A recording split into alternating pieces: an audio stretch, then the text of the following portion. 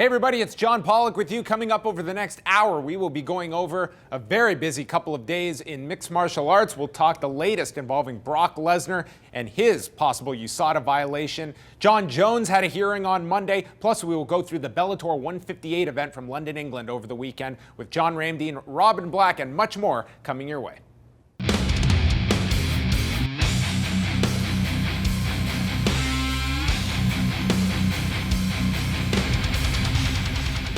Here with John Ramsey and Robin Black. We hope you all had a wonderful weekend. We know that Jon Jones and Brock Lesnar did not, and that's where we will start with things, including, I guess, still interim light heavyweight champion Jon Jones, but that will probably be a title that will be eliminated at some point. I think he wants that title eliminated. He doesn't even think that's a real title. So. Well, probably the least of his concerns. Yeah, he'll get his way. No problem there, Johnny. So he had a hearing Monday morning with the Nevada State Athletic Commission. He's been given a provisional suspension. He'll have a formal hearing at a date to be determined. But the news that did come out of this hearing in front of Nevada is Rashad Evans, who reported at first 2 estrogen blockers that were found in that out-of-competition test on June the 16th. And now the onus will be on Jones and his team to form a defense and try and get out of a massive suspension, which this guy is facing. And I think it's a very realistic possibility that this guy could be facing that 2-year suspension. This is a new one when it comes to taking a tainted supplement, because we've never heard about estrogen blockers in tainted supplements before, and I don't think we're going to find any tainted supplements that contain estrogen blockers. You take estrogen blockers because when your testosterone spikes up, your estrogen spikes up. Then when you stop taking testosterone and it comes back down, your estrogen's still high, so you need to block it and bring it back down. Post-cycle. That's post-cycle. That's why people do it. We've been learning a lot about steroids lately, and including microdosing, which is something we're going to talk about with Brock Lesnar.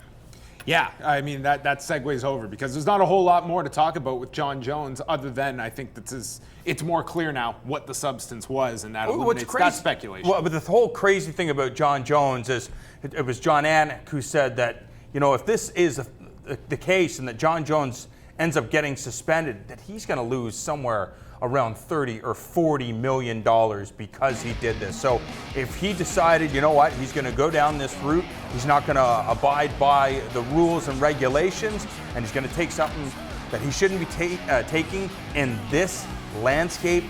This is a perfect example that everybody's going to get caught. If you continue to play these games, if you try to break the rules and try to, you know, fly under the radar, and even if you have the right people around you to try to beat these tests, you're gonna get caught. And if anybody's thinking, hey, John, what are you talking about? Innocent till proven guilty.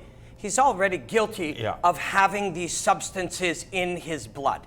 Okay, he's guilty of that. That has happened. That's there. This is science. We have found that in his blood. So that's not up for debate. But since that's not up for debate, many of the people around fighting, the managers, the agents, coaches, they've come up with this defense where it's like, okay, I can't deny that this was in my blood. Okay, it was in my blood, but I didn't know it was there. Yeah. It must have been some other crazy thing that I should be smart enough to take, not to take, but it isn't. When will that go away? Because right now it's kangaroo meat and it's a tainted supplement, and, you know, I wasn't paying attention. I trusted my team. It seems right now that not everybody, but, you know, the athletes involved in this game can just pass the buck. They can. I think you realistically have to assess it in a case-by-case basis. I mean, I don't think so. No? I really don't. I think that there's so much misinformation in the world, and this idea that every single time it's come up, now first okay, it's in you. Okay, first we have to prove, okay, no, it wasn't in you on purpose. Okay, the tainted supplement one, we got to disprove that. Oh, wait, the other one? No, you got drugs in your system. There's no other case-by-case basis. We're at a point... What about Yoel Romero? What about Yoel Romero? Yoel Romero had drugs in his system. So if USADA, though, took the supplement on their own. If one more person ever gets caught with drugs in their system and says it was a tainted supplement, that from that day on, do we go, well, right, the old tainted supplement thing. Don't take them. They're useless anyways. Most of that stuff is garbage. Everybody knows this. Everybody. If you're taking a supplement of any kind, most likely it does nothing, and there's apparently some chance you could be suspended for 2 years. Don't take it. Well, maybe that's the next step for a lot of these guys. But I mean, in the case of Yoel Romero, supplements are not banned. and he took something where there was nothing labeled that was banned, and USADA tested it on their own. They were like, you were right. This was found in this substance, and this is not listed. There's also, if somebody was in a gym somewhere, now people have researched these things like crazy. There are people, go on the internet, someone will say, hey, this supplement contains this thing, it's not labeled. Cool, let's take that. And then if we get caught, we'll own this supplement. There's a million reasons why we can't forgive if these are the rules and this is the thing. We all know the reason this is happening is when it was the Wild West, many of these people felt they had to take the drugs because they knew that their opponent was very likely on it. That day is gone. We're in the 18-month period where some people have to go from drug user to clean, clean, clean, super clean, and guys are going to get caught.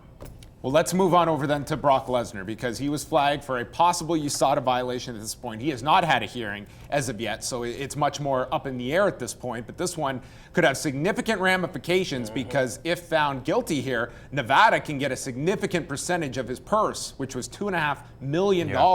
And then there's money on top of that who knows what discretion the UFC is going to use here. I mean, this is a real interesting case. If I'm Mark Hunt and we have heard from him, he wants it all. Furious about this, I would be furious too. The fact that part of drug testing is not only keeping the athletes safe, but it's me in the octagon you're supposed to be keeping safe. And you put a guy into the octagon that had something in his system, he should be furious about that. Very true, and I agree 100%. But you know, when this came out, I don't think there's a single person that consumes mixed martial arts that went, what? I cannot believe that Brock Lesnar tested positive for something. Most people believe that he's on something, that he was doing whatever it took to have that hidden, and for Mark Hunt to be surprised that Brock Lesnar was on something. You signed on the dotted line to face this guy. When you look at the pictures of Brock Lesnar, what do you think?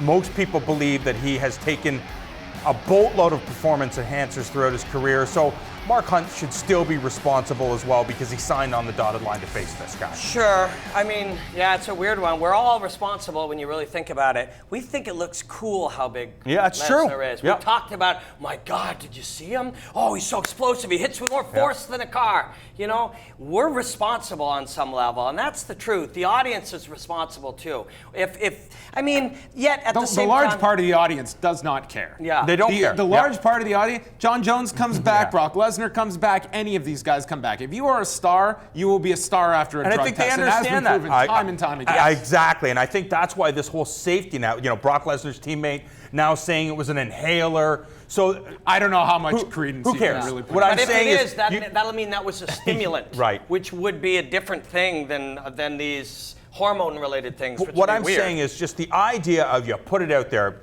Like, how many fighters over the last 2 years have been caught for things? You know, unless you are part of the media or you consume this, there's been a bunch of names, but can you name them off the top of your head? Because this, like Nathan Diaz said, this is a sport filled with PED users, and it's just going to take time before everybody is off stuff. So it's just still going through these growing pains, and everybody knows that, you know, if you can't get to the top by being clean, you're going to cheat because you still want to get the most money. You want as many people tuning into your product as humanly possible, and that's one of the reasons why Brock Lesnar is the biggest star, is because he looks the way that he looks. Well, I think also, though, Robin, whether this guy ends up going in front of Nevada and he's found to be clear of everything or not, I think his fighting career is done. I don't think the WWE is ever going to allow one of their guys that they've invested all of this in to go out there. He's subjected to testing that is outside of our control. I don't think there's any way they allow this guy while he's under contract to fight again, and he's under contract for another 2 years to that contract. How will this affect his dealings with the WWE? He hasn't been suspended by them. The New York State Athletic Commission contacted me, and it seems he'll have no problem doing SummerSlam because New York does oversee the promoters, and the promoters have to be licensed, but not specifically the wrestlers, and that was the statement they gave me. So it looks like he will be clear to do SummerSlam next month. If you are looking for reasons to forgive your favorite fighters or any of these fighters, the reason is not because they didn't know it was in some tainted supplement.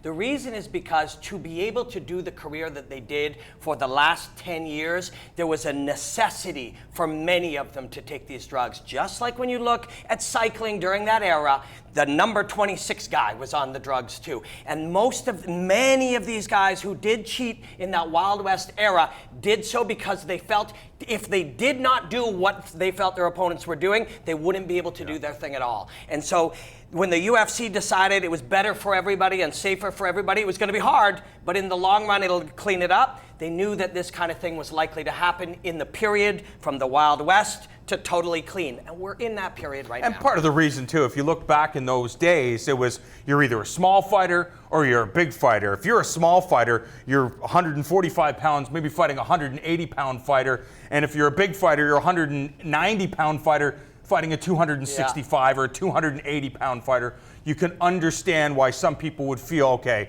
there's no way I'm going to be able to compete in this landscape. I've got to do certain things to make sure that gap is closed. Plenty of 125ers fought at 155. Exactly. Plenty of welterweights fought at 220 pounds. It was just a reality of the formative part, those formative times in fighting. I think the UFC did the right thing for the long-term health of these guys and the health of the sport. And you just know, like I said, the period between dirty and clean is a murky one, and we're in it right now. So you don't need to judge these guys. You don't need to judge them as cheaters. This is just what happens when you go from dirty to clean. Last thing, let's talk a bit about Bellator 158, their card on Saturday from London, England. It was headlined by Douglas Lima, earning a unanimous decision over Paul Daly. And I guess the biggest news coming out of it was one of the most horrific injuries you're going to see in mixed martial arts, courtesy of Michael Venom Page to Evangelista Cyborg Santos, and suffering a fractured skull from a flying knee. I mean, Santos knew instantly something was wrong the way he went down. He's the only one. And Page did not follow up at all. He's going to require surgery, obviously, for this fracture. I mean, it was just a horrific injury. Yeah, and one thing you have to talk about is what the Bellator organization has done. You know, the landscape isn't like it is, you know, across the board. The UFC really doing their best to try to take care of their fighters. Bellator said that they're going to make sure that all of his Cyborg's medicals are taken care of. They're also giving him his win bonus. On top of that, his ex-wife, I think, started a GoFundMe page. They've already raised $20,000+. You can go online and donate because, as you pointed out, some serious damage done from this flying knee. It doesn't look like much, but it does so much damage. When you see the other angle, watch where his right hip starts and his right knee starts and where it finishes. Look how deep and penetrating that is. It's just such clean, elegant technique. It's done so quickly. It's done with efficiency. And pounds per square inch wise, the point of that knee that hit, all of those pounds were on a very small amount of square inches. And yeah, really spectacular stuff. You're right. Good point.